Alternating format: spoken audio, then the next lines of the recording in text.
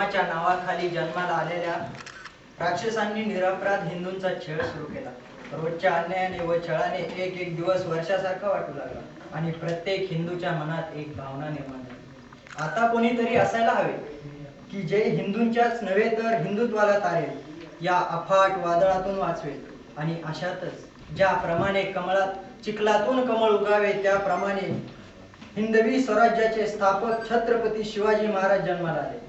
मावळ्यांच्या मुलांना एकवटून खेळणे, आई जिजाऊंचे संस्कार व दादोजी कोंडदेवांची शिकवण यांनी राजे परिपूर्ण बनले होते व वयाच्या अवघ्या 16व्या वर्षी तोरणगडावर स्वराज्याचे तोरण बांधले। त्यानंतर त्यांनी हिंदुत्वाच्या शत्रूच्या नव्हे तर माणुसकीच्या शत्रूच्या ताब्यातून एक एक किल्ला जिंकून घेऊन आपल्या स्वराज्याची मुळे बळकट करायला सुरुवात केली। साहजिकच हे जुलमी राजवटीच्या आदिलशहाच्या सहनशक्ती बाहेर गेले व शिवबाला पकडण्यासाठी एक एक कट रचला जाऊ लागला।